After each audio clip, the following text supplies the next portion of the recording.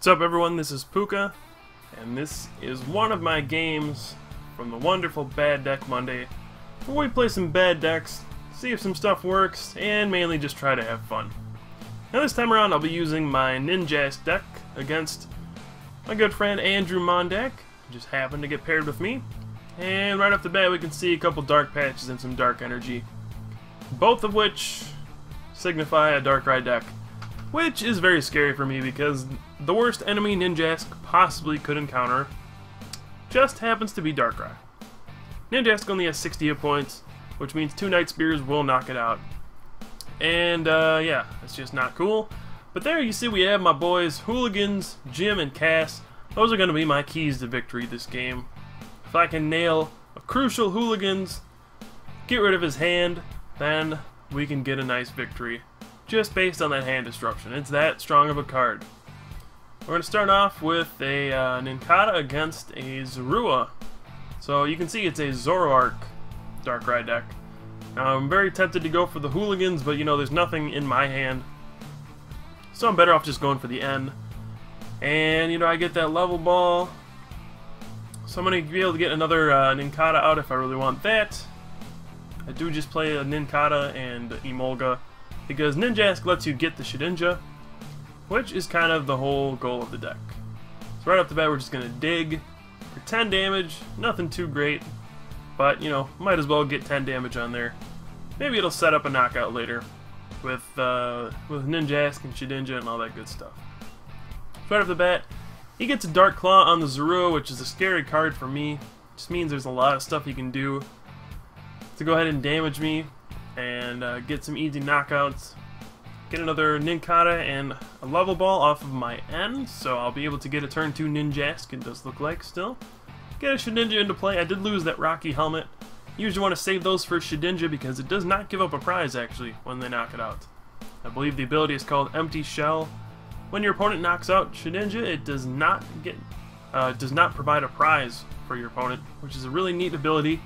We have had other Shedinjas have the same, it used to be Pooka Body at the time, so it's interesting to see a card like that actually get reprinted in a somewhat different fashion.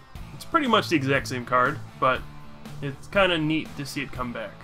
It was always an interesting concept, a very annoying concept at the very least, and we will see how it plays out here. Right off the bat I get another Ninjask, which means I get another Shedinja. That is Ninjask's ability. You get search for a Shedinja every time you evolve and you put it on your bench. It's pretty neat. So every time you get a Ninjask, you get the Shedinja too. And now I have a decision to make. Do I want to hit that Zoroark for 60? And I think the answer is yes. I might as well just Night Slash. Go ahead and hit for 60. Switch to a Shedinja, and this is kind of the synergy these cards have. Play the Ninjask, you Night Slash, you do 60, you have to switch to a Shedinja who has a free retreat, and also doesn't give up a prize when it's knocked out. So it's really neat. The weakness of the deck, of course, happens to be Pokemon Catcher, which he just played, because then he can just bring up the Ninjask and take a prize anyway. So things are going downhill pretty quickly. I don't have any supporters in my hand, I don't have an energy. There's 70 damage on his Zoroark though. So I could just get a Psychic Energy or another Blend and Curse Drop for 3 damage counters on the Zoroark and knock that out next turn, if I'm fortunate enough to draw that. But we'll see what happens. Overall, this deck is pretty weak. The only way it really wins is if the opponent runs out of Pokemon Catchers. Then they just have to keep attacking into Shedinja, who does not give up a prize. So eventually you win this slow war of attrition, where somehow you end up winning with just Shedinja and Ninjask doing 60 every turn. It's very difficult to have happen, but can happen sometimes. So I'm going to go ahead and shuffle in 3 Pokemon with Super Rod. I actually probably should not have done that. I think I should have waited until a couple Shedinjas hit the discard pile. That's usually the card you want to get back with Super Rod. So probably a mistake on my part there, but I don't think it'll be too big of a deal. I'm just going to go ahead and fill my bench with a whole bunch of junk. And you know, we got another Shedinja out of the deck.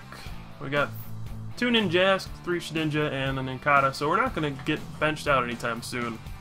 Probably won't even lose anytime soon, but a couple turns go by, that could be really, really risky. I don't have any energy in play, no supporters. He's got a Zoroark fully powered up, the Brutal Bash. That's not going to be the thing I have to worry about. I think the other attack is called Dark Rush. It does 20 times the number of damage counters on Zoroark. Yeah, Dark Rush does 160 right now.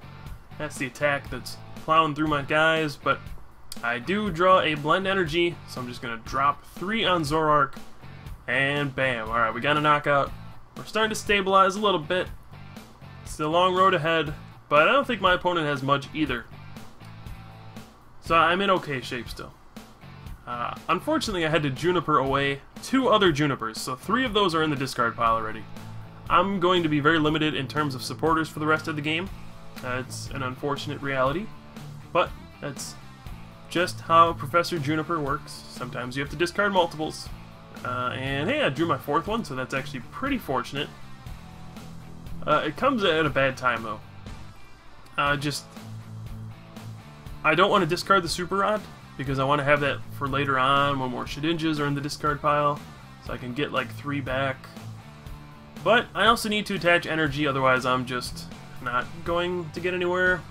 And this is just an unfortunate, horrible circumstance for me. But we're going to work with what we got. And got a Rocky Helmet, and even after that Juniper I did not draw an energy. So it's just not going well for me right now. I can level ball for another Ninjask, which will get me another Shedinja, so I have 3 of each in play. I have all the Pokemon I could ever want. I have that Shaman EX sitting in my hand for later on in the game. That's really the only way I can do damage late in the game, but I'll have that as well. So I'm just going to Curse Drop, put 2 on Zorua, and then 1 on the other Zorua. Those are my easiest targets. Of course, they can evolve, but, you know, if they don't, they're just easy prizes, so I might as well try to get those while I can. They were also his main attacker, so it's another reason why I want to target those down. A couple Curse Drops here and there, a Rocky Helmet, and all of a sudden a Night Slash can knock it out, and I switch to new Shedinja. Rocky Helmet's a pretty big deal in this matchup. You know, right now if he did get another Zoroark and hit me, he would take 20 damage, and then he would get knocked out by a Night Slash, so dropping the 2 on Zorua was a big deal for that reason, and also now it doesn't look like he'll be able to evolve. So even bigger for this reason. I can knock it out next turn with Curse Drop, and we're not in a bad position all of a sudden. Doesn't look like my opponent has much in hand. As you can see, he's retreated to Sableye, to Junk Hunt, just for a catcher and a Dark Patch. Now, here's a big turn where I could use Hooligans, Gym, and Cass. I can snag 3 cards out of his hand, so I go for it and I get the tails. That would have been a huge move, actually. I would have taken away 3 out of his 4 cards, and he wouldn't have had the option to Junk Hunt for them either. But, you know, I get tails. It's unfortunate, but that's just how it goes sometimes. I'm going to catcher out the Darkrai EX, just because it's got a retreat cost. I could have taken the Zorua as well. I didn't want him to be able to Dark Patch to the Darkrai this turn. That's why I catchered out the Darkrai. He can attach and retreat, but then he has to waste a turn retreating and then Dark Patching, so he won't be able to attack me for another turn. That's why I would go after the Darkrai with the catcher in this situation. Going after the Zorua wouldn't have been bad either, though, because that forces him to attach to the active. So either way works. But it looks like he doesn't have an energy, so I am happy with my decision at this point. I could play an N, but he doesn't really have much, so I'm just going to attach to my active Pokemon and pass the turn. And Ninjask, you know, we had a rough start. My opponent's got just as bad of a mid-game here, and we might be able to pull this one out. The biggest obstacle, obviously, is going to be Darkrai. That's just going to be nearly impossible to knock out, which is why I have Shaman EX in the deck. I might be able to knock out these dinky little Pokemon like the Sableye, maybe the Zorua in the future, but for now, really can't knock out anything. I can't knock out the Darkrai is my point. So he's gonna have to Junk Hunt here. Probably for a Dark Patch and a catcher again. There's really no other options, but those are good options for him to have right now. There is another Dark Energy in his discard pile. The catcher is good because it can target down the Ninjask. And I might be in some trouble. Once Darkrai gets going, he can Night Spear, and it's just going to be a pain in the butt. Just knocking out 2 Ninjasks, ugh, that could be really bad. Basically, he could take 3 prizes in 2 turns with Night Spear on the Ninjask. I'm going to Night Slash do 60 to that Sableye and swap out to the Shedinja, so if he, well, he's obviously going to play a catcher this turn. I just have to hope he doesn't have a catcher the next turn. That's going to be the big one.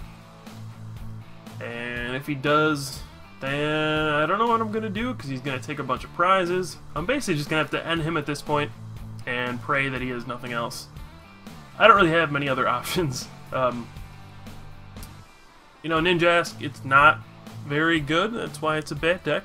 But if your opponent runs out of catchers, which Mondak probably won't because he runs Sableye, but if they ran out of catchers, that's where it's good. They can only attack the active, can't take any more prizes, and you're going to be slowly picking away with Rocky Helmet and Curse Drop. But right now, he's going to knock out the active Ninjask, probably target down another one like he just did, and now I'm going to hope and pray that I can somehow win this game. Now, I could end this turn, but I don't really want to. I want to save that for a turn where he's taking a bunch of prizes, and it didn't look like he had much in his hand to this point, so I'm just going to go ahead and Curse Drop. We'll knock out the Sableye, knock out these, or put 10 on the Zorua so we can knock it out next turn, and then just drop 1 on Darkrai probably, because it could set up some funky damage intervals with Rocky Helmet. So there we go. Going to take the knockout.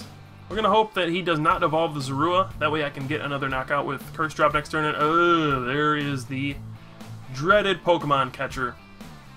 Now that is a big deal. What that's going to do is allow him to knock out both Ninjasks, and I'll be left with nothing but Shedinja in play.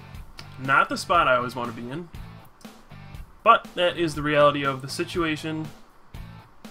Nothing I can really do about it. Now once again I could end this turn, but the damage isn't going to work out very well. If I try to go at him with Shaman EX, he could have a catcher. Really the only way I'm going to win is if I drop the Shaman and Revenge Blast. So I'm just going to Communication the Emolga back into my deck. Maybe I'll grab another Nincada. It doesn't really matter. But I could get a third, or a fourth Shedinja into play, that's an option. So I might as well grab the Nincada at this point, I think, and play it down. It doesn't matter if he gets one more prize. I'm going to end the game with the Shaman regardless.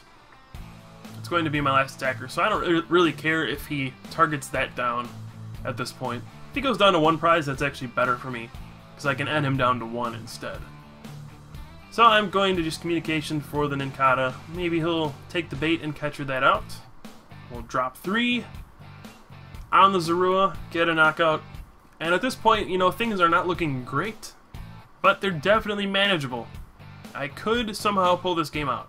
And there you go, he Night Spears, he hits the active for 90, knocks me out, but he takes the 30. Now that's going to set him up to be hit by Shaman EX's Revenge Blast for 150. That would end the game. So really, what I'm going to have to do is bench the Shaman and go for the win. And we'll see if it works. So let's see here, we're going to go really for the only thing we can. I'm going to Communication the Shaman back into my deck and get it right back, just so I don't draw the Communication off of my end. I'm going to play every card that I can. I'm going to put down a Rocky Helmet. I should probably put the other Rocky Helmet on my Shaman EX, just in a weird situation where he has to Night Spear me. But I'm going to put it on the other Shedinja. I think that was actually a mistake. Should definitely go on the Shaman. But hey, I draw an energy.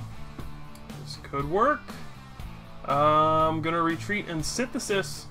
This is going to put my opponent under a lot of pressure. This could be the game-winning maneuver. Oh man. Let's see. He's got 150 hit points left. Shaman EX will do 150 with Revenge Blast. As long as he doesn't have like an Eviolite, I should be okay. Let's see. Just gonna take a look, see what I've used. I'm probably gonna have to use Catcher. What's gonna have to happen is And I do have 2 catchers left in my deck, so this is a very real possibility. What I'm going to have to do is, well, draw a catcher, knock out his Darkrai. That's really the only way I'm going to win. But the way for him to win is he's going to retreat, probably junk hunt for the Dark Claw and a catcher. So that way he puts me back on a 1-turn clock, saying, okay, if you don't win this turn or end me again, you lose. So that's what it's going to come down to. Do I draw the catcher? Now, the other thing that could happen is I draw a Hooligans, and I mess with his hand. That's one way I can actually win the game still. So I have at least like 5 different cards I can top deck straight away to have a chance to win. I think I'm out of Juniper, so that might not be an option. I believe N could be an option. I could draw 2 cards, that'll work too. So there's plenty of stuff left in my deck to draw. Will I draw it though? So he's going to play his hand down as far as he can, just in case of the N, which is actually going to play into my hands if I draw Hooligans. So he is going to junk hunt with Sableye. It's going to come down to this. Will my bad deck be able to trump Mondak's Darkrai, Zoroark, Sableye deck? Oh man, this is coming down to the wire. It's going to come down to what I top deck. If I top deck a catcher, I win immediately.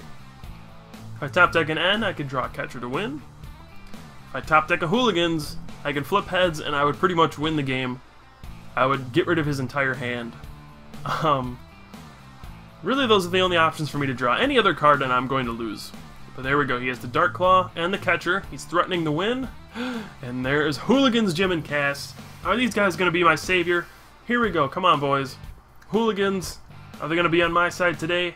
This is going to be for the win, folks. Oh, man. If I flip heads, he gets rid of all 3 cards. So here we go. Hooligans, Gym, and Cast. Oh, we got tails. So it all came down to Gym and Cast, my boys. They let me down. Flip the tails. That's a heartbreaking defeat. I can't avoid a loss now. All I can do is attack the active, knock it out with Revenge Blast. Because even if I retreat, he's going to catch her, Dark Claw, take his last 2 prizes. So we did all we could. There was a very good chance that I still could have won the game. You know, heads on the Hooligans would have been game over pretty much, unless he top decked a Dark Claw. Catcher would have been game.